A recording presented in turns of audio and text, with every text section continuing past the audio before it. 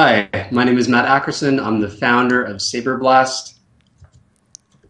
And to give a quick plug for SaberBlast before we get into the interview with Andrew, SaberBlast helps you to amplify your online marketing. Growing your awareness to bring in new customers is either overly expensive or way too time consuming. SaberBlast helps you get new customers by easily partnering up with other businesses both in and outside of your network. They help you spread your message, and over time, you help them back by spreading their messages. Kind of like you scratch my back, I scratch yours. And now to the interview. Who is the man behind almost 1,000 in-depth entrepreneur courses and interviews? In his 20s, Andrew Warner built up an online business with no outside funding to $38.5 million in revenue per year, and subsequently started Mixergy.com, which he has been growing for the last, I believe it's 4 years, Andrew? Yeah, give or take. At Mixergy, Andrew interviews a new set of entrepreneurs every week, Yep. telling their story as well as getting them to open up about their low points and how they overcame those challenges. Mixergy itself is a business charging $25 a month for unlimited access to past interviews. Thanks for taking the time, Andrew. Thanks for having me on. By the way, I like that you read the intro and that you weren't even covering the fact that you read it. You held it up on camera because most people seem to screw up intros when they interview me. They're all over the place. It gets a little convoluted, and I think they're afraid to just say, "Hey, I'm reading this because I want it to be crisp and quick and useful." And I'm not afraid to show you that I'm reading it because, frankly, there's no one in the audience who's going, I got to turn this off because the guy's reading it. If anything, I think it's more relatable because you're reading it, because you're showing us the process. Yeah, I mean, God help me if I can memorize all those details, but quite frankly, I've learned from the master, and my interviews are actually modeled after yours. So thanks for taking the time to hone your process, which I've actually learned from. So Andrew, I think probably half of my audience has heard of Mixergy, probably the other half hasn't. I think your background story is great, so I'd love to hear it again and possibly dig up some new details that other people haven't heard of. So could you tell us a little bit about how you actually got into entrepreneurship and subsequently started your first business, Bradford and Reed? I got into entrepreneurship so early on that I don't even remember the first thing that I did. It might have been something like selling candy in elementary school. And immediately I was shut down by the school for trying to do it. And throughout school, if I tried to do something entrepreneurial, there was some teacher around to say, no, you shouldn't do that. I mean, right up to college where I wanted to teach a memory course because I love this memory book. And I said, hey, I'm going to sell it to other people. Is it okay if I start passing flyers around here? And I shouldn't have even asked because they said no. We are still, not just in business, not just in school, but even in business, we are told that the business part of business is dirty. Yes, you should build the best web app possible. Yes, Andrew, you should do the best interviews possible. By gosh, they should be really in-depth and you should spend hours and we're all going to admire you for doing it. But if you charge, then you're a villain. If you charge for your web app, if you charge for your interview, if you charge for your services, you're a villain. What you should, even if you're a designer, what you should do is be so glad that someone cares about your art and will let you put a link on the bottom of the page that you create for them. And that's okay. That is a higher form of art. But charging, that is villainous. It's scandalous. We should never allow it. Right from elementary school, we do it. So that's where I got my start. I'm so glad that I got influenced early on by real entrepreneurs who weren't afraid to charge, weren't afraid to launch businesses and fail, who weren't afraid to say, hey, I've got this thing to offer, try it, and then push beyond the no. And the reason I got into it that way is because I used to have incredible insomnia. I couldn't fall asleep, so I'd look for different audiobooks to listen to, and I'd listen to biographies of successful people. I'd read biographies of successful people. And then once you're surrounded by people, you start to take on their attitude. You start to take on their worldview. And for me, it was, hey, you know what? I'm out of school, and I know I'm a little bit afraid to start my own business, but I'll give it a shot. And the first thing that I did was a magazine. I figured people pay for actual paper magazine. I could print one of those. I'll buy one of these high-end printers. I'll create a magazine of biographies of successful people who I admire. I'll call up people on Wall Street where they call everyone all the time anyway, so they'll accept my spam phone call, my cold call, and they'll actually maybe even respect the fact that I'm a young guy trying to make it. And all I need to do is what? At $20 an annual subscription, sell 100 of them to be comfortable? I'll do that. That was my original idea. But my brother was online and he was trying lots of businesses online, and I thought, hey, look at how much traction he's getting with every one of his ideas. Let's see if we can partner up. And that became Bradford and Reed, our partnership. Now, Bradford and Reed was an online advertising company, right? You sent out e-cards of some sort, like it was viral, right?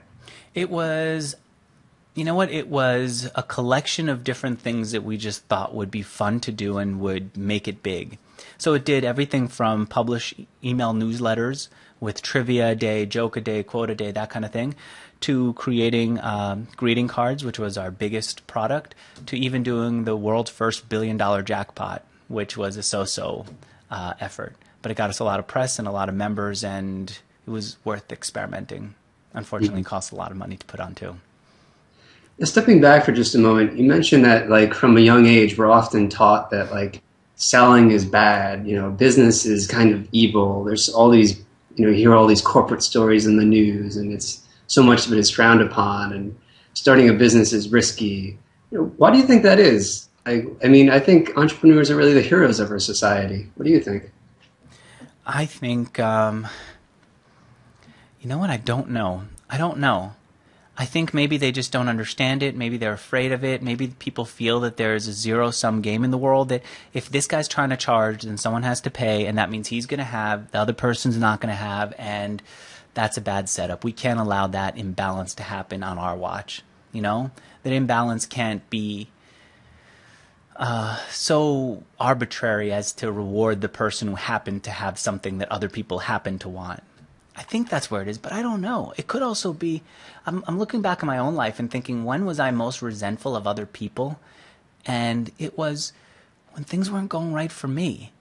And it's really hard to notice that that's why I'm resentful, but I might say, why is that guy charging other people to do interviews, to teach them how to do interviews? I'm the one who pioneered doing interviews online. I'm the one who showed him how to do interviews. I'm the one who taught him for free, and now he's charging for it. What a scummy guy. And what I don't recognize is the reason I might be feeling that way at the time is, ooh, you know what? I haven't figured out what my next thing is, and I'm kind of frustrated. And instead of pushing myself to deal with that frustration, I'm going to be angry at him for selling something, which isn't really something that I believe in. I should be congratulating people for selling and doing well in business, especially someone who I got to help, because that's my mission in life. So maybe there's a little bit of resentment. Maybe there's also this misunderstanding about a pie that's just a fixed size, and if you have a bigger slice than me, then I'm going to have to, if you have a big slice, then I'm going to have to have a smaller slice because of that. Yeah, I wrote down next thing as a reminder to come back to you later in the interview when we talk more about Mixergy and what's next, what you think is next for Mixergy. But with Bradford and Reed, you started with your brother as your co-founder. He was on the technology end, you were on the sales end. Is that right? Yeah, essentially. And I think the story behind your name is actually extremely interesting. I think it just really shows how scrappy you are. So could you tell the audience about your name? Yeah, the name Bradford and Reed is kind of odd for an internet company, but we figured if we called ourselves something.com, when I wanted to make a sales call to someone and try to convince them to buy from me, they would say, oh, another .com, one that I never heard of, another startup that I never heard of that's going to want me to be a guinea pig on their product. I'm not going to take the call. And so I'd call up and say, hey, it's something.com, and they go, let me check with the person you want. And come back and go, I'm sorry, he's a little busy right now. She can't come to the phone. How about calling never? Would that work for you? See if that works. So I figured, all right, that's not going to work. Let's see if we can find an angle in, something that would get them to take my call quickly. And that's when I thought, you know what? Let's see if we can come up with a name that sounds like a law firm, something that's so lawyerly that it would maybe even scare people and make them say, oh, what? A lawyer? What? Let me take that call. And so I went with Bradford and Reed, or an investment company. It sounded like an old school investment company to me. And I got to tell you, it worked. It worked, and then here's the other way that it worked. Eventually, I'd get to know these people after I got through to them and made the sale. It wasn't anything that would close a sale for me, but it would get me in the door. When I explained to them why I came up with the name Bradford and Reed and said, hey, I came up with it just because I needed a name that people would take my calls because of, it became our little inner secret. It took that relationship that I got to start because of the name a little bit deeper because I took them into the way that I came up with it. And so it helped in both of those ways. I think it's also interesting that you optimized not only the name of your company, but also your own name, Andrew Warner, which it's not your birth name. Is that correct? Yep. So what is your real name? My real name is Shuki. I was working for Paul Cervera, a great Wall Street headhunter, and he needed somebody to call into different firms and do some research. And when you're doing research on Wall Street and you're trying to figure out who's at a company so that then Paul can understand the workings of the company and maybe pitch them his business, or maybe so that he can call them up and recruit the best people. If you want to get through, it's in poor taste to call up and say, "Hey, I am Shuki from a headhunting firm." If you want to get through to the person who's working with you and you say, "I'm calling from a headhunting firm," it's a little bit it's a privacy violation. And so what you need to do is find a way to just get past the receptionist without alerting everybody that this person's considering a move, or that we are curious about what's going on, whatever it is. And so I'd test different names and see which ones got people's attention. And I tested a bunch of names, and that's how I ended up with the name Andrew Warner. I think that really exemplifies a pattern of a lot of successful entrepreneurs. Like you're not looking for necessarily the right answer, just a better one. So you're constantly testing, and you're looking for empirical data. Is that how you ran Bradford and Reed, and how you've come to run Mixergy as well? Yeah, and in kind of a fun way too, that it's me just getting on the phone and not feeling like it has to be a very corporate conversation. It can just be a goofy introduction and a secret that we both share and a vulnerability that I reveal. It just becomes this fun little game. And that's one of the things that I love about it. And I love the secrets of how it works. Like there's this why can't I think of him? The guy who created Time Warner, Steve Ross. Okay. So Steve Ross started out as a funeral director, and then he added parking lots, and then he added Warner Brothers, and then he partnered up with Time Magazine and created Time Warner. Anyway, he was this amazing guy in the way that he was able to put all this stuff together.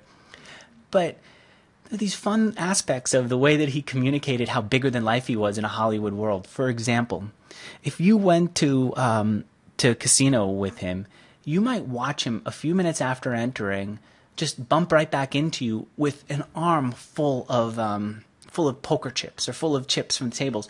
You go, boy, every time I come in, I guess I realize now that he always has an arm full of chips. What does he do?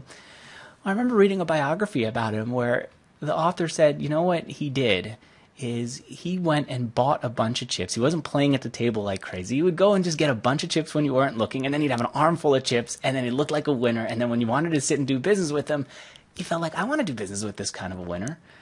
Now, that story could be apocryphal, but when you hear and you read story after story after story about people who communicate things this way, who create their sense of adventure and the way that they feel bigger and look bigger than life, you start to say, hey, you know what, this is it's fun, and it's something I could play around with.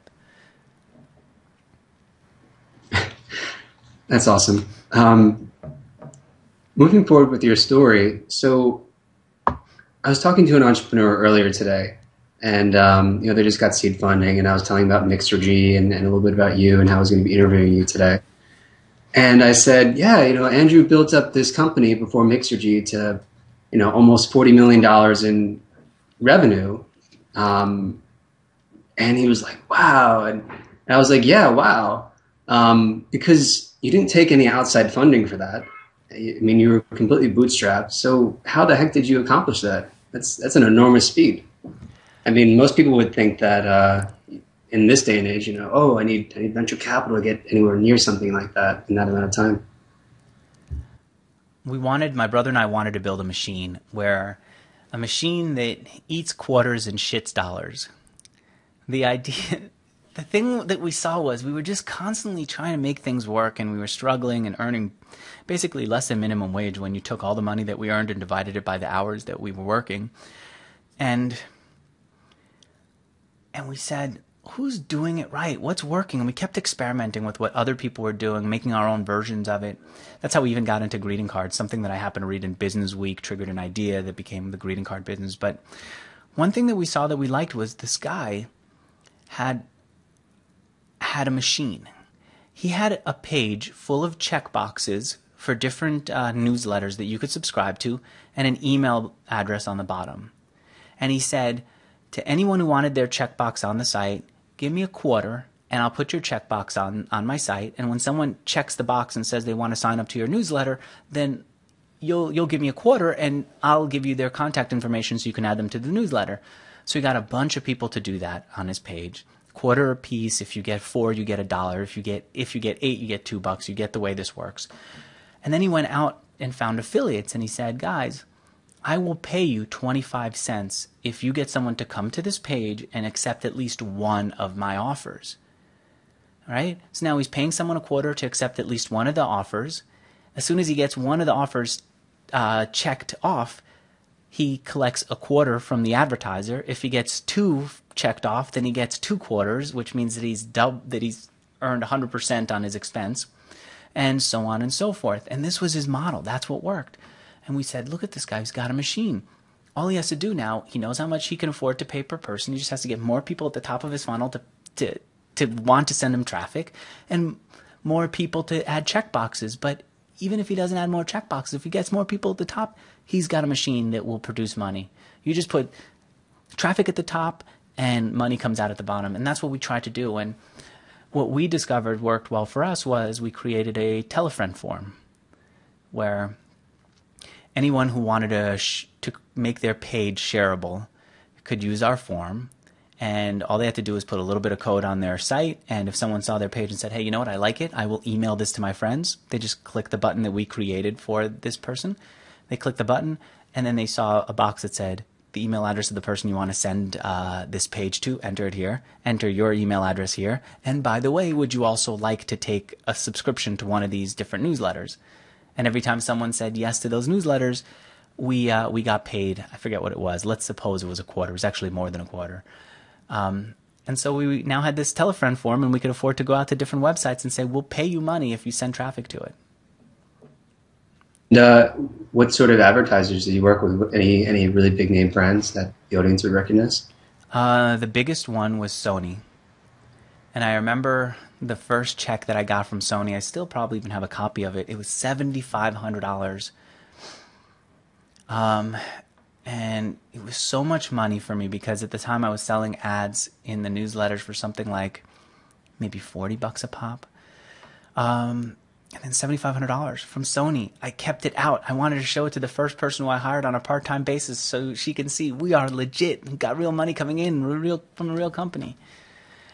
And then we also worked with some no-name internet companies that you wouldn't have heard of anymore, unfortunately, and some big-name companies like Bertelsmann, the German company, used to sell CDs, and we'd work with them. We worked with Time Magazine, I believe. We helped them.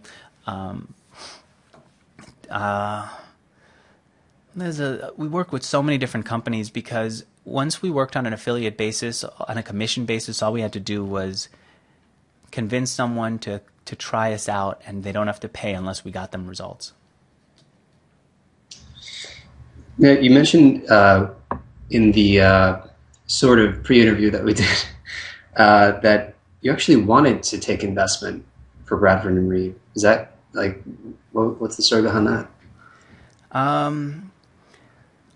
I wanted to take money because at the start we were a newsletter company, and the way it worked was we would go out and pay people for ads, and then because of those ads we'd end up with people who were subscribing to our newsletters and getting a joke a day via email, and along with those jokes that we were sending out via email came advertising that we would earn money from.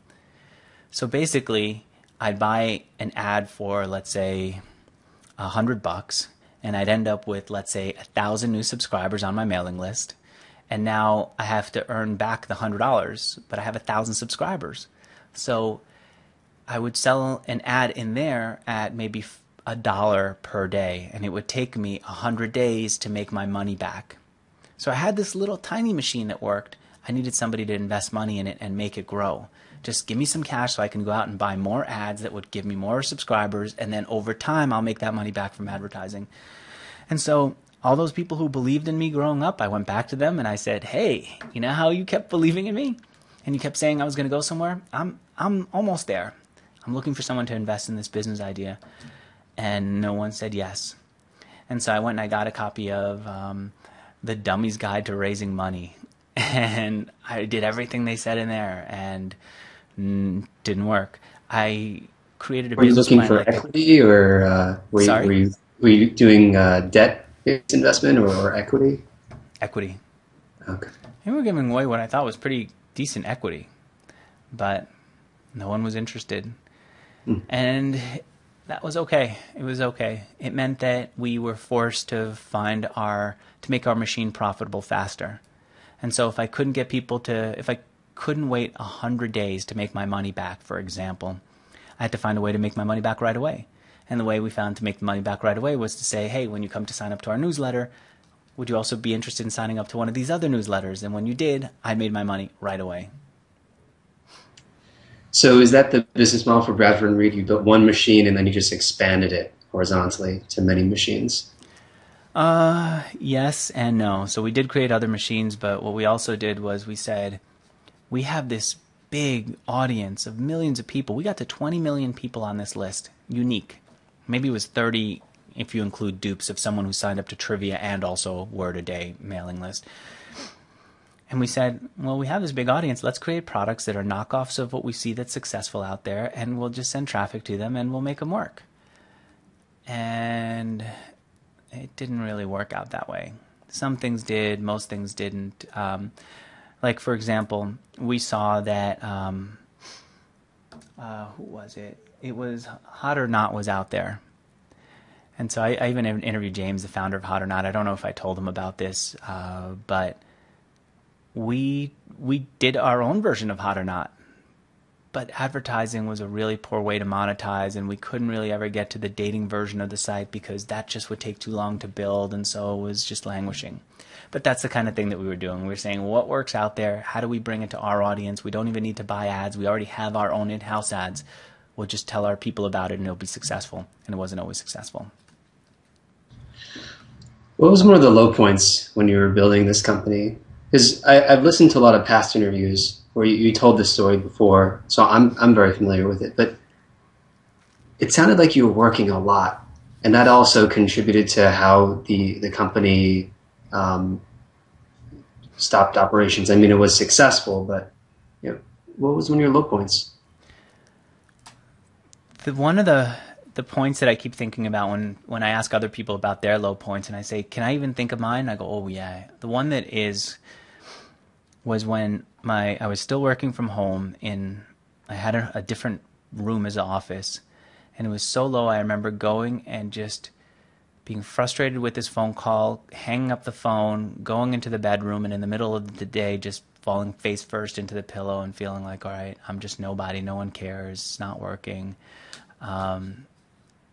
It's all awful. It was just like the low. I said, that's it. I got nothing else to fight with. And what happened was, in that call, was I was trying to get this person who was a big buyer of all my competitors. And I said, I just need to get her on the phone. Everyone's telling me she's dying to buy. Why won't she call me back? I even got an introduction, and she won't call me back. And so at that point, I was just ready to give up. But in my mind, this happened hours later, but it might have been days later. She called.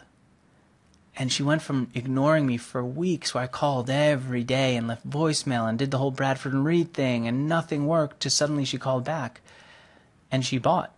And her first check for me was for $300,000+. Now, I remember the big check before that was $7,500. That was the one I was showing off. Then that was for multiple months. This was $350,000 for 1 month of ads.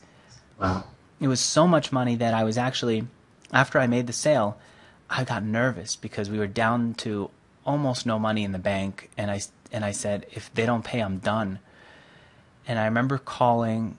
I finally worked up the courage to call up the company and then say, hey, I'm a little worried about getting paid. And they said, I'm sorry, everyone's in a meeting. And I said, can you break into that meeting? And they put me on conference in this big meeting. And I said, I have this payable from you guys, and it's not late yet, but it's $350,000. And I was just wondering when I could expect to get paid. And they said, oh, that's it? Don't worry about it. It's going to come. Like it was nothing. But $350,000 is a lot. And they never met me in person. It was just all on the phone. And the check did finally come, and I hope somewhere I have a copy of it, but it became nothing for our relationship. At that point, to go back to $300,000+ would have been nothing in our relationship. They went up to millions in expenses with us, and a great relationship. And you talk about just powering through that low point. It's so glad that I did. And it almost felt like a movie scene in the sense that I thought I hit lows before that, and I thought I hit lows before that, but that for some reason was such a low that even telling you I went to sleep in bed in the middle of the day probably doesn't communicate it. I must have done that before. Other people listening must say, I did that. That's nothing. It was a low point more than I could ever communicate. It was this point of saying nobody cares about what I have. Nobody will even take my call. And meanwhile, they're buying from everyone else. And meanwhile, she was buying and talking to everyone else. And that's why she couldn't talk to me, because she was doing so much spending. Yeah. I can relate to that so much. I remember a year and a half ago when I was running my consulting company, building websites and apps and whatnot. And we had a payable or a receivable for like $22,000. And I just hired like 4 developers full time and 1 marketing project manager guy full time. And it was nerve wracking because we were going to miss payroll and I was going to have to fire everyone. And it was crazy. So I got on the phone with the CEO of the company. I was like, listen, like, we need this today. So they wired us the money and it was fine. But I just remember feeling something similar to what you described. It's a tough call to make because you're trying to show the customer that you're big enough to do business with, and then you have to come back in and say, I'm not big enough to survive without this check. So how do they have confidence in you is the feeling that I get. How do they have confidence in me then? Yeah. How did they have confidence in you? Is it just your positive attitude and charm? Like, what is it? How does who have confidence in me? These like advertisers? When you're making huge sales like that, and sometimes it's like a giant leap from like what you have in your bank account now to getting this receivable in. I mean, is it just a matter of the relationship and their trust and saying, okay, I'm gonna give you value, I'm gonna fulfill on my promise? Yeah, that's a big part of it. That it's just, I mean, there are things to do, like stay away from people who aren't credible. Like one of my first advertisers at Mixergy was FreshBooks.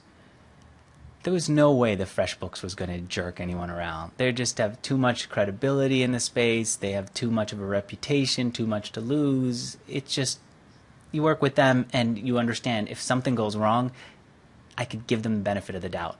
You know, the check, of course, came on time, but if it didn't come on time, I could give them the benefit of the doubt. That helps a tremendous amount, the kind of people who you work with. I think that's the best thing I could say. It's so tempting, though, when you're not doing well to want to work with anyone. Even when there's a voice inside of you that says, this guy's kind of scammy, you think, oh, yeah, but he's not going to do it to me. Yeah. He does. So what happened to Bradford and Reed? I think what happened to Bradford and Reed is what happened inside my head. We were doing well, but I was burning out. And when we had some trouble, I didn't have the energy to resolve it because there was nothing left in the reserves, you know? It's like if you have to, you're in New York, if you have to drive from Brooklyn into Manhattan and you say, you know what, I don't have time to stop at a gas station in Brooklyn. I'll find a way to do it in Manhattan. And then you get to Manhattan and you realize, oh my goodness, there are no gas stations in Manhattan except maybe 1 or 2 somewhere that only taxi drivers know of. And so you go, you know what, I should probably stop and find out where the gas station is and go. But you say, no, I'm going to keep on going. And then you run out of gas at the most awkward spot and you're in trouble. It was like that. I kept saying, you know what, I should probably take some time off, but no, business is going too well. I don't want to slow down. Or I should take some time off, but you know, there's nowhere to rest right now because my advertisers are starting to lose business and the economy is going bad and I'm losing some of my customers. I can't stop now. And so I continued. And then when I absolutely had to stop and really think about how to resolve things, I had no more energy. I was just done. I couldn't think creatively. I doubted myself. So you ended up closing the company and selling it, and selling some of the assets? Or? There was a time when I was going to sell it for, I was so stupid because I was burned out that I remember going and talking to a well-known company. If I mentioned the name, everyone would know them, but I don't want to because I want to give myself room as I think about them and talk about them to be open. Mm. But it was a well-known greeting card company. They brought me into their office. I paid to fly out multiple times. I showed them everything, even though I knew that what they were trying to do was just copy my ideas.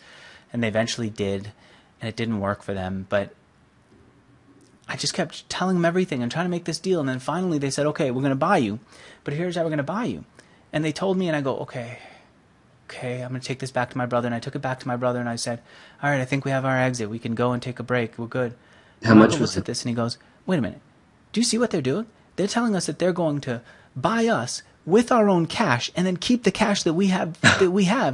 They're not buying us. This is not. And I go, but Michael, they're a good company. We can find a way here. They're so big and credible and incredible. And think about the reputation we'll have for selling to them. He goes, that is absolutely just the stupidest thing you've ever said. This is just not going to work. And then I thought, all right, well, he's confident that it's bad. Then I'm going to feed off of his confidence. You know, when you're low and someone is standing up confident, you just want to suck up their confidence. So I go, all right, I trust you. I just thought, I need you to be confident now because I can't. And I'm so glad I didn't sell to them because I got to keep my own cash.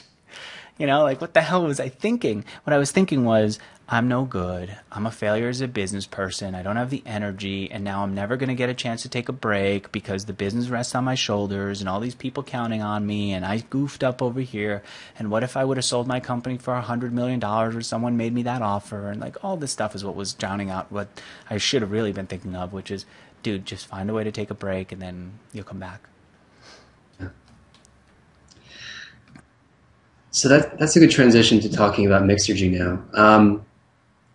With Mixergy, I remember maybe a year and a half ago, you actually got sick. You were in the hospital, and you couldn't do interviews for, I don't know how long it was. I don't remember, but maybe a week or something like that. And myself and your other fans wished you well.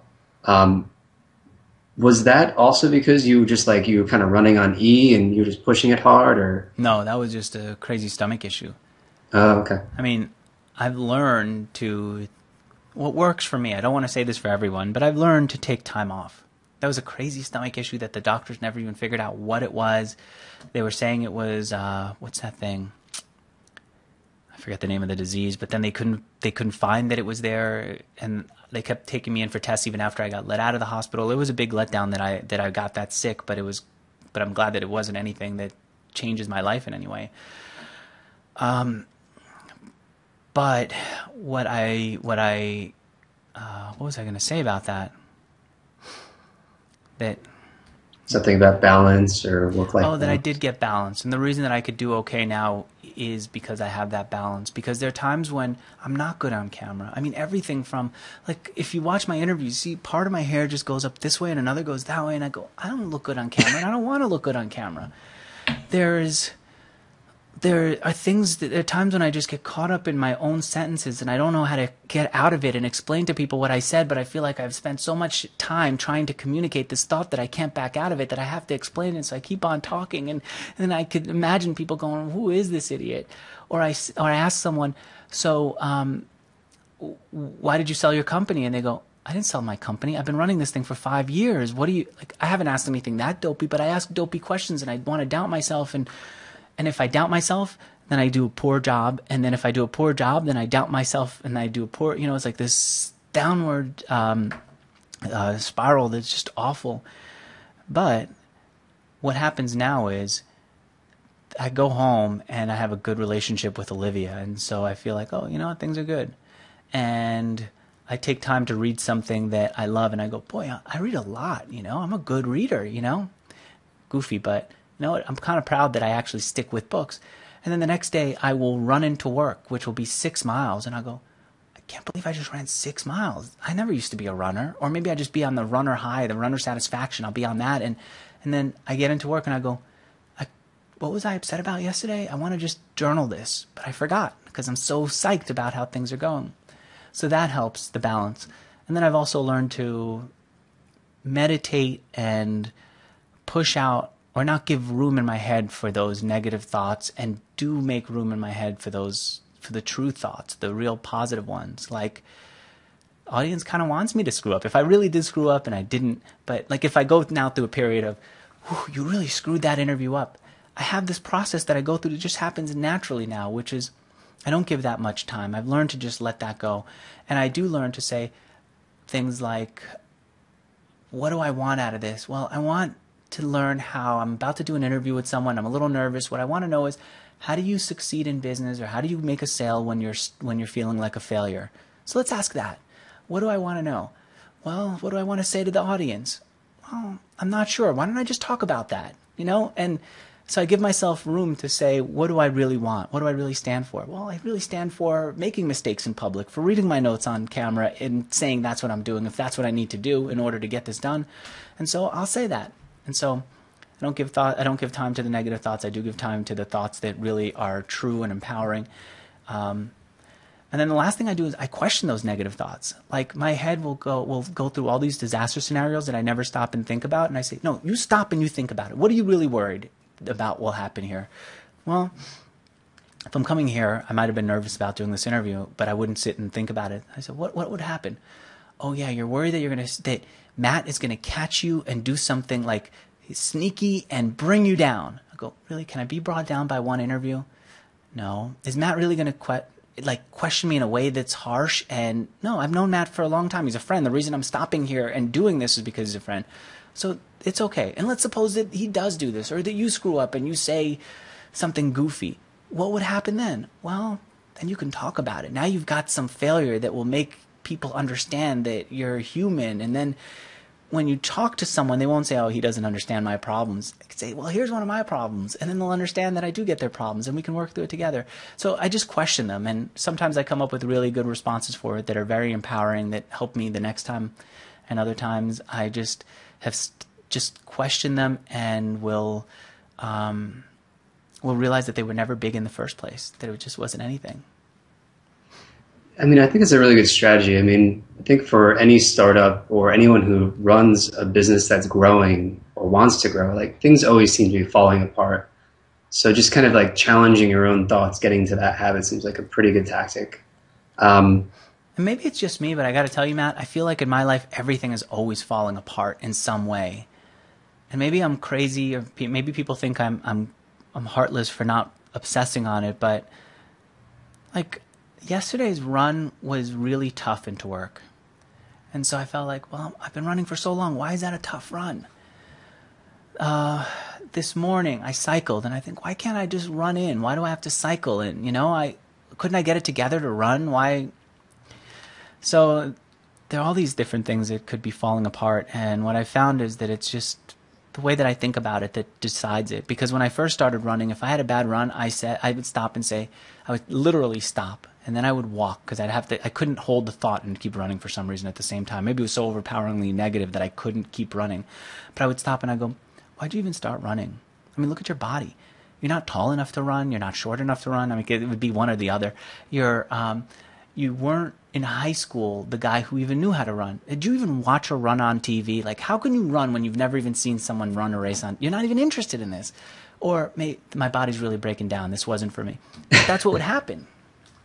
But now I've learned, if I have that bad run, I just keep running, maybe a little bit slower, and I go, this is kind of a bad run today. I'll be okay next time. I don't let it define me. I don't let myself spend too much time on it. I think that really highlights like a success pattern that I've noticed and I've actually read about. Jim Collins, in his new book, Great by Choice, he calls it some of the greatest companies that have grown really quickly in the past 30 years, like Microsoft, Stryker, other public companies that they can study based on data. It's productive paranoia. It's like this inability to be content, and I can completely relate to you, because like, my girlfriend, she's so super supportive of like my startup endeavors, and I'll get a new customer and she's like, oh, good job. But I'm like, but but like something went wrong when they set up their account and now I got to fix this bug. And she's like, no, it's good. You got a new customer. I'm like, yeah, but blah, blah, blah, blah. So I think it's a blessing and a curse in a lot of ways. It's a blessing for our businesses, but psychologically it can be difficult to bear with. But it makes us better entrepreneurs, I think, and better business people. You know what? I've tried to get interviewees on Mixergy to talk about this stuff, and they will not. They will say, "What are you, Dr. Phil? What are you trying to do here? Give me a therapy session? I just came for an interview." But I think it's one of the most important parts of business and even beyond business, this acknowledgement of that inner voice of doubt that we have and the thing that we do to beat it back. Because I know that when something bad happens and I feel like a Superman anyway and I could overcome it, that I do find a way to overcome it, or I communicate to everyone around me that it's no big deal, and so they don't freak out about it. And I also know that when things go well and I question myself, that I make them worse, that I'm less productive, I'm less powerful. Like you mentioned the revenues that we had. There was one year when we did, the year that you talked about, where I did 3 to 4 million a month. And I remember talking to someone at the company and saying privately, most people dream their whole lives of making $1 million, and I just did $1 million a week. It's unreal where we are. Let's just stop and really appreciate how far we've come. But there was also a time when we got down to $500,000 a month. And when we got to $500,000 in sales a month, I said, I am a failure. I am no good in business. I screwed this up. I had an opportunity to grow this and I didn't know how. I had an opportunity to build and sell this and I lost that. I am now only $500,000 in sales. I am such a bad business person. And I'm not the only one responsible for bringing the $500,000 in. When it was millions, I was the only salesperson. Now it's $500,000. So it's not, I'm even worse than $500,000 because I have to count on them to do it. So I'm a fraction of that. That's how bad I am. And obviously I was just stupid, but I didn't recognize it. So Andrew, going off of that, let me actually before I get into the part of the interview where we talk about success patterns and actually, I'm sorry, can you hold off on that question? Because let me just say this: this is something that's really important.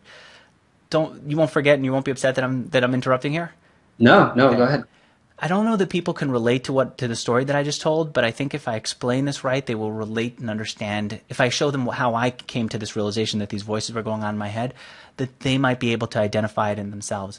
It happened one day when I finally had a little bit of time from Bradford and Reed. Bradford and Reed was I still owned it, but the main pieces were gone. I was living in Santa Monica, and I was happy-go-lucky at the time. And I walked into a coffee shop, and I asked for a cup of coffee. I said, "Hey, how are you doing?" The guy goes, "What do you want?" I said, vanilla latte. And the guy goes, "We don't sell no lattes. What do you think we are, Starbucks?" And I go, "All right, I'll just take a drip coffee and milk." Goes, "All right, I'll give you a drip coffee and milk." And I got it, and I walked down, and I said to myself, "Boy, that guy's just like having a real bad day. What a jerk."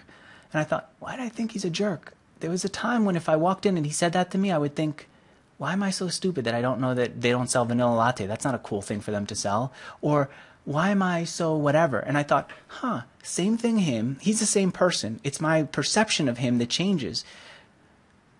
And so how am I feeling right now? I'm feeling really good. What do I want to feel? Like if you talk to me right now, I could sell you anything at that point, I thought. Because the feeling of he's a jerk. I didn't screw up. It's just he's having a bad day. Well, in this moment, I could do anything. I could go and we could go to Vegas and have a good time, or I could sit and sell you on an idea that I have, or we can just hang and everything would be good. I thought, that's the difference. And this is so ridiculous to say because it sounds cliched, but life isn't good or bad. It's my perception of it that decides what it is. I could be making $500,000 in sales a month and think that it's crappy, or I could have a latte being served to me and think that I'm good. I'm the funnest person ever. If the guy says, "Hey, yeah, absolutely, I'll make you a latte." So it's just my reaction to it. And then I thought, now I have to control my reaction to it. And so I went into every interaction expecting to be that good and to whatever life threw my way, I would be okay. And I realized controlling my own reaction is not easy. It took a lot of work. I went to therapy and I had all this time to really think about it, and not just therapy, but then I took meditation and I whatever. I mean, I had free time, so I got to explore it, and I got to also think, I have all this free time. Shouldn't I be able to conquer my own mind, my own doubt quickly? And I realized it's a much bigger challenge than anything else. It probably took me longer to do that than to make Bradford and Reed a success. But it's worth it. I mean, it just the process of wearing so many hats in starting a business, it can make you a little crazy sometimes, where you hear voices that are sometimes like really positive, like, oh, great, good job, like this is the best ever, and then it's like the low points, like, oh, like you screwed up, you did this wrong, you did this wrong, this person did this wrong, you're blaming other people, and you just want to like turn off the noise sometimes, but you got to keep going. And that's interesting though. Thanks for opening up about that. That's cool. So Andrew, I'm going to ask you a question that you've asked all of your interviewees, and I don't expect that you'll answer it, but maybe you'll decide to answer it. How much revenue is Mixergy.com making right now? You're right. I won't give the number, but I'm not ready to give the number yet because it's still small. I think really Mixergy as a business, I don't even know if it would be big enough to be interviewed on Mixergy.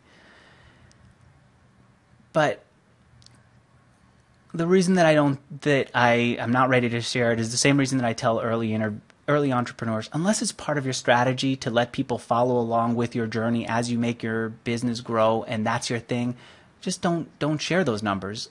Focus on what's important, which is how do you get your customers, where do you get more customers, how do you make them happy, and so on. And so I get tempted all the time when I talk to people who are really successful to make my business more profitable, to generate more revenue, especially when I see all these opportunities from people who I admire who offer to show me how to do it. But I also know myself, and I know that I obsess on one thing at a time. And if I start obsessing on the revenues of Mixergy, then I'm back to where I was before, which is all I cared. I say this a lot. When I started my company, all I cared, Bradford and Reed, all I cared about was how do I make money. I didn't care if I was selling.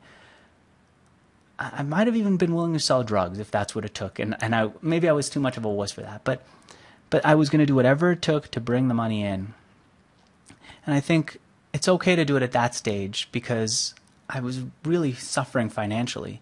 But at this stage, if all I am is still about how do I bring more money in, then what happens when I die? What happens to the person I want to be? And it's so easy for me to think about, like, make money. Then I can compare myself when I'm having brunch with someone, which people will over brunch, like share numbers and like, what's your metrics? And Andrew, you're not competing. You're not doing as good. Or why aren't you starting a real company? And I think, how do I want to die? Do I want to build a successful company? I think I did that. What I want to die knowing, or I want to look back in 5-10 years on, is not still being the guy who admires Dale Carnegie and Andrew Carnegie and Napoleon Hill because they helped shape my life and make me and millions of people better people and more successful. I don't want to just admire them. I want to be like them. I want to be my own version. I want to stand on the stage that they did. And the only way I could stand on the stage is to come up with ideas that other people will be benefited by and then see them do well. And that's what I care about. Like when I see an entrepreneur who I interviewed come back, and when I interview an entrepreneur and he gives his revenue and he says, I used to listen to you in the early days, that to me is satisfying. The only thing that's not yet satisfying, there are two things to be honest, since we're being open here, is I still haven't clarified what my ideas are. And the second thing is there's no way to measure that. I do need a number to hang on to. I need to be able to, I say how many interviews I did because I want to show myself the progress, the commitment, the success of not having given up after the first one when I wanted to. I remember saying my voice just awful and and all that. So I have a number that shows how much I progressed. I don't have a number that shows how much I progressed in helping other people, and that's the two things that I'm upset by. And internally, you can have private conversations with people who I work with internally, and you'll see that sometimes they've come up with great ideas for growing our revenues, and they've been rejected. And what I say is, help me find a number that we can use that shows how successful we are, how successful our audience is because of us, and we still don't have it. That's interesting. If I think of it, I'll definitely know. What are the success patterns you've noticed from doing almost 1,000 interviews? I mean, I've noticed like certain principles from reading stories like you've alluded to, like about Dale Carnegie and I don't know if you read the book Titan about John D. No. Rockefeller. Great book. I think you'd really like it. I think Hang you'll. on a sec. Let me send that first chapter too. You took notes as we talked. I'm gonna do that too. I want to get Titan. I don't know why I never got Titan. I never thought to think of it. Titan. I'm now reading the Joe Kennedy book. What is that called? The Patriarch. Such a good book. I can't wait some nights to go home and read it. So now I'm gonna send Titan to my Kindle Lite so I can read it. Of course I should have read that. So you're saying about principles. Yeah, so success patterns and principles. Have, like, from what you've read and all the interviews you've done and the courses that you helped to teach, what are some of them? And are they changing as society changes, you think? Or are they remaining consistent, written in stone? There are two that I've noticed. The first is, I've talked about this on Mixergy, and the other I didn't talk about yet much. The first is this idea of finding the pain. That if you can find someone who's really suffering from something, and then you give them a small portion of that solution, they're going to love you for it. Like imagine if, not imagine, I could take it in my life. I run sometimes and I do like 20, 30 miles. If I've underestimated how hot it's going to be and thought it was going to be 70, but it ends up being 90 for the day, and I don't have water with me, I'm parched. If you happen to be, and this happens sometimes, a kid sitting on a cooler selling water for an exorbitant amount of money, $3, $4, $5, I will buy it from you. I will give you the cash that I have in my pocket. I will buy it because I'm so desperate for that drink. And this has happened a bunch, and I think to myself, why do I drink from this guy? I don't even know who he is. I don't know if he kept that drink, if he got that drink from an alley somewhere, if he kept it in his house and got really hot and the plastic kind of got funky. And I one time when I got here to San Francisco, I drank a drink like that some dude was selling out of the back of his bike. And I got food poisoning. I threw up early on, like the first week that I got here. I threw up at home it was so bad. And I still will drink again from some stranger, because if I'm desperate, I will take whatever simple solution you give me that is whatever price. I'm price insensitive at that point. And so how does that translate to businesses? Well, we had an issue with our site where people couldn't search. And our users were complaining. And we went to Google and we added the Google search, and that didn't work. And we were desperate because people were complaining and ripping into us. And then we found this company, a Y Combinator new company, and I hate working with new companies on something that's essential infrastructure to our company, because they end up getting sold to Twitter a week later, and then they shut down. They go, well, we're shutting down. Congratulations to us. Thanks for being so good. But we were desperate because our Google search didn't work for us. The internal WordPress search didn't work, and people were upset. Bob Heiler, who I'm scheduled actually to talk to 3 minutes ago, I'll tell him in a moment that I'll be a little late. Bob Heiler, who was seeing these complaints, contacted them, worked with them, wrote code for them, embedded them into our site, wrote an article talking about them so we can start a conversation about them and we can pump up their business, and so that people can see how we're doing this. All of that, free advertising, free coding, free time to embed a company in our own business. It's called SwiftType. Just because we're that desperate. And when we've been desperate before as customers, that's when we've been the best. And I think that's one of the patterns. How do you find people how do you find people's pain? How do you understand that it's their pain and that it exists with multiple people, and then build a business around it? And I've seen that several times. And it's not easy to understand their pain. It takes a lot of empathy and it takes some process to do it. But once you do, you can create an incredible company. And so that's one thing. The second thing I've discovered that I can't talk with my freaking guests about yet, they will not do it no matter what I do, is this inner battle that we talked about earlier. And the only way that I can have real conversations about it is with my guests. When I will have a guest with my audience, when I will, in a one-on-one chat with someone who's in a desperate situation, talk to him about what's going on in his head and why he feels so desperate, and show him that he's okay, then we can get into the real story of all these things that I described to you about feeling like I'm too tall, I'm too short for running. Someone listening to that has their own version of that, and they may not be aware of it, and they're thinking, oh, look at this fool, he has all these head games. But once they become aware of all the head games that they play with themselves, they'll realize how it's slowing them down. And what I've noticed is that some people are better at acknowledging and dealing with it, or acknowledging and letting it go away, than others. And Mm. I can sense it in my interviewees, but I can't get them to talk about it. Mm. So find the pain and being aware of some of the inner battles that go on as you make progress in your business. Yeah, dealing with your inner doubt. Mm. And what about for you? I actually, something that you were talking about earlier reminded me, and I know you have to go, so we'll try to wrap this up in the next 5 minutes. Again, of this Jim Collins book, Great by Choice, I've been reading recently. He talked about how these different companies who grew very quickly and consistently and profitably over time, like Microsoft, other than being productively paranoid, they did something called the 20-mile march, where they would work, for 8 hours a day and then stop. Work for 8 hours a day and stop. Or like, for example, they would take the same consistent action over time, kind of like the explorer who went to the South Pole, and they would be consistent at it, and they would plan in advance. And they would just, kind of like how you train out interviews on a very consistent, systemized basis. You think that's also a success pattern that's kind of timeless? I think so, and I noticed it in myself. Bob Heiler, who I'm supposed to talk to right now, who works with me at Mixergy, said that going to Argentina was my Shaolin.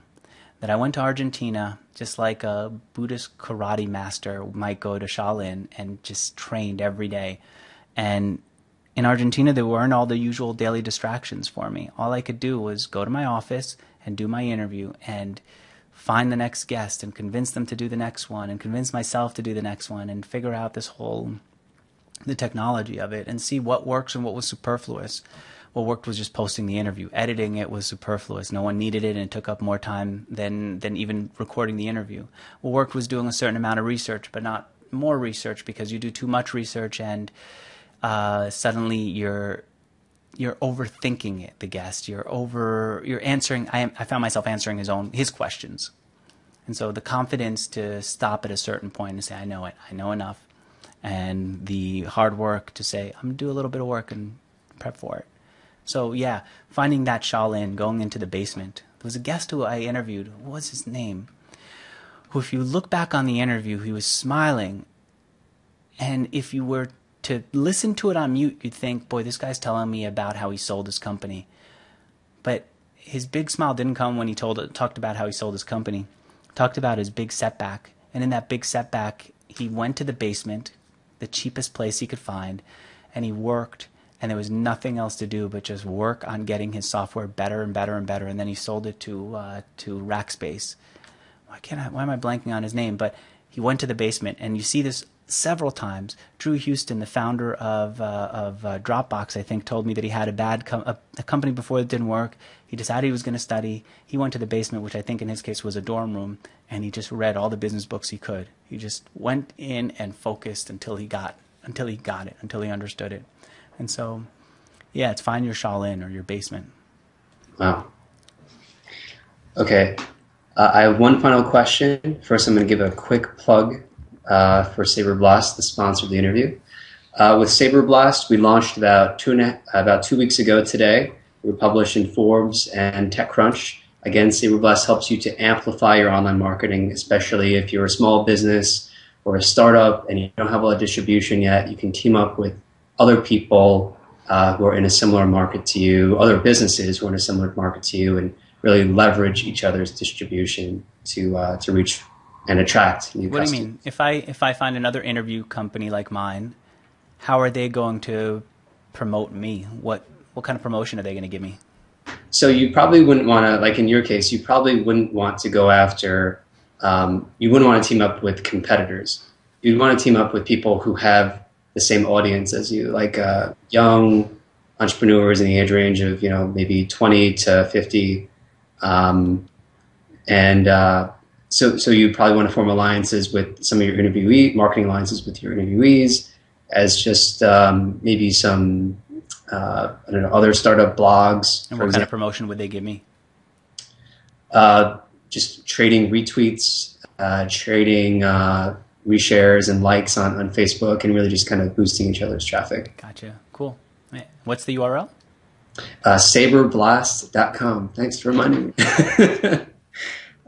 So if you haven't signed up, go ahead and go sign up. It's super affordable. It costs less than a cup of coffee a day. So now to my final question. What's the next thing for Mixergy.com, Andrew?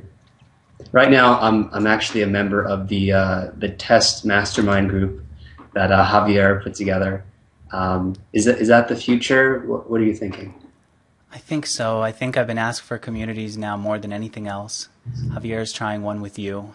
I am trying, and you're welcome to join. I'd hope you would if you want, this Facebook group for sales, where I've got not a past entrepreneur, an entrepreneur who doesn't want to do an interview yet, the founder of Tout, which is used by salespeople to answer questions about sales and to give people a community where they can talk about it. And then we'll post whatever questions people ask him. We'll post that on Mixergy. So I'm testing different ways for people to get together and to not have just another session, another place where they can chat, but a place where they can help each other out. And actually, I want to talk to you guys who are in the group and just, I don't know if you guys are into this, but because I posted that I was helping Javier put this group together. There are many people who tried to get in and couldn't, as you know, but there are many more people who didn't even try to get in because they just felt like, I'm not ready, this is too much. And just like that, everything closed up and you guys have your group, and there are people who are left out. And they want to do something like that. And I'm wondering, does it make sense to send you guys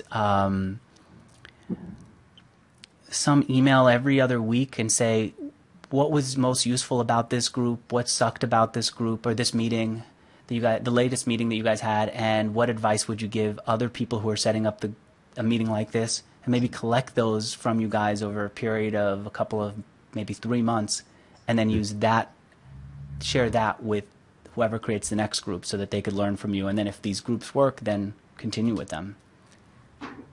I mean, my personal opinion, I can give you more feedback about this offline.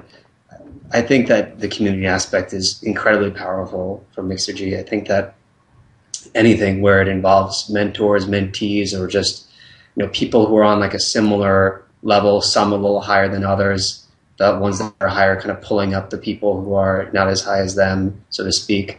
I feel just a great synergy right now in that type of group, and I would encourage anyone in the audience also to go obviously check out Mixergy.com and form your own masterminds, because as you alluded to, Andrew, really the people you surround yourself with have a big influence on who you become and how you run your business and grow it. So thanks a lot for taking the time to do the interview. Any final thoughts? This was a great interview. This was great. I'm trying to think why was this so good?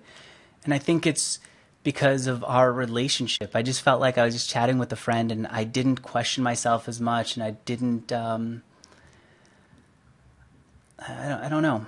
I don't know what I would have done otherwise, but maybe other people also aren't as good at listening, and when I was going a little bit off track, wouldn't have let me go off track and been patient to hear where it was going to go, and wouldn't have felt comfortable with me talking about my insecurities, and would have said, all right, well, I had this success interview plan. Talk to me more about the way that you guys sold Bradford and Reed. Talk to me, Well, I think that's the important thing. At Mixergy, I think part of the pain point that you solve at Mixergy.com is that for entrepreneurs who are struggling and just trying to make progress every single day and just problem solve, not only are they getting ideas about different tactics that they can use in their own business and strategies, but they're getting a relatable story from someone who's been through the trials and tribulations and has come out on top. So for me, that's the pain point that you solve at Mixergy, you and your team. Thanks. I'm happy, actually. I'm really proud that entrepreneurs are comfortable sharing their failures. It wasn't easy to get them to do that in the beginning, but I'm glad that they're comfortable sharing those things, because that is what I think makes the interviews powerful and useful, and not just promotion pieces for their egos. Yeah. All right. Thanks for having me on. Yeah. Thank you very much, Andrew. And thank you all for watching.